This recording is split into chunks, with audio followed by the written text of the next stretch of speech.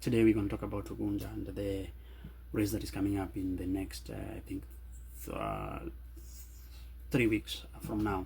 So the election is on the 27th of this month of 2020, of November 2025. And so this election has been interesting because it has captured a lot of people. And you have just seen that ODM has finally said that let's talk about Ugunja race. And so I do have all the candidates from IBC, and I think they are 11. So Moses Omondi, who is running on an ODM ticket, and we do have Cyprian Oduor, Bodo, Chris Bodo, who is running on Kenya African Union, which is KANU. We have Benson Obolo TNO, United Green Movement, UGM. We have Orodo Jones Odhiambo, Wiper Party. We do have Lilian Akinyi, National Alliance Party, NAP. We do have Maurice Okumu, which is Liberal Party of Kenya. We do have Fred Ochiel, United Democratic Movement, UDM. And then we have Eric Ofiro, Jubilee Party. And then we have Vincent Olego, Kenya Moja. And then we have Oliver Ochieng, National Liberty Party. Now, I personally have tried to look into some of these candidates, and I have read their manifesto. And two manifestos that have stood out is for Fred Ochiel, Orodo, and Benson Obala. These 3 manifestos have actually stood out for me as the best manifestos ever. Now, politics is not about manifesto. Politics, that's the problem with ourselves as Africans or as Kenyans, that we don't believe that politics is about manifesto. Politics is about who comes with what party. And so if you come with the wrong party, then even if you have the best manifesto, you are not going to be elected. And so until we change our views on how we elect people, how we elect leaders, is when we will get far as the member of ODM or as the member of our community. If we do not really change how we elect our leaders, if we do not change how we think about them, if we do not change how we see them, then we're not going to go far, because we're going to still do the same problem over and over and over, and all of a sudden we're going to start complaining, these people are this, these people are this, yet we made serious problem.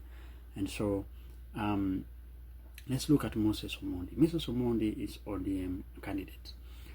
He has worked for CDF. He was under former MP Opiyo Wandayi, and many people believe that Opiyo Wandayi has just is trying to bring them, is trying to force them to vote for him because he has worked for him, and so many people believe that he's not a good person to be voted as the MP.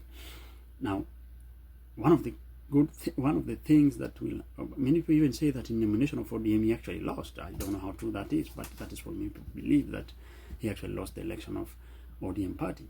So if the people are saying that he lost ODM party and he was given the ticket, so let them prove it on the ballot. That's what they should do. Because ODM might even decide and give him a ticket without even going to the ballot, and that's the truth.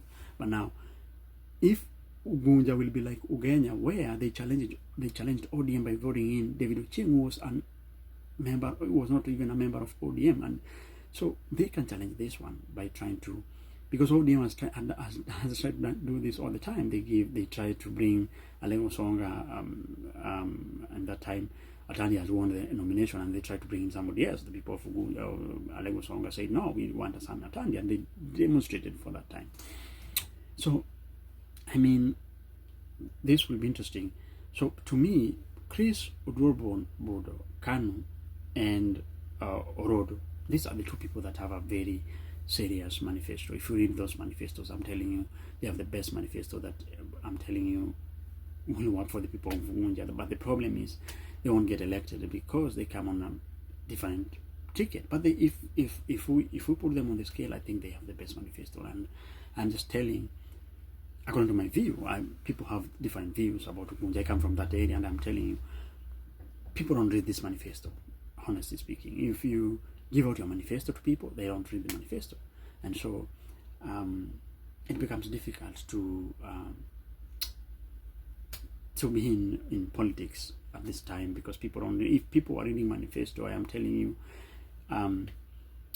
he has things like Orodi has spoken about things like education. He has spoken things like how he's going to fix corruption in Ugunja ward, because there's a lot of corruption in Ugunja ward. He has spoken about many other things that is going to that I have not seen other candidates speaks about. Like if I'm asked what is Moses Omondi stood for, I cannot tell you other than he's just an ODM member.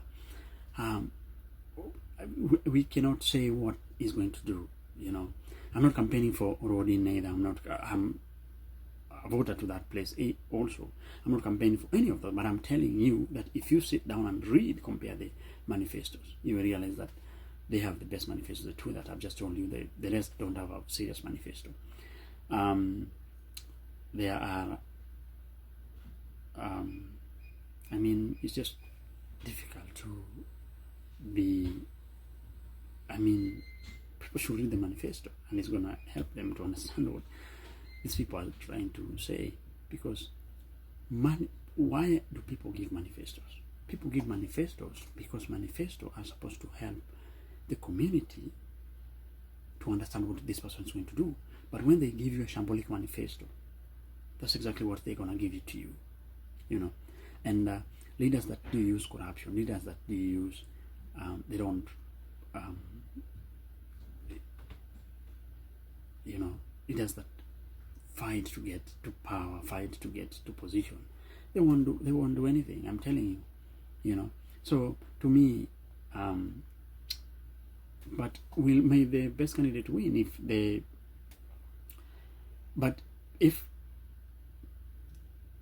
it's going to be also difficult to win.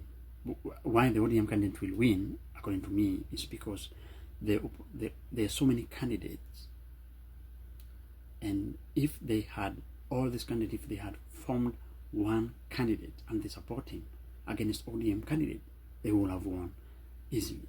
But because there are so many candidates, and so they're going to divide the vote themselves and give the ODM person a number to win.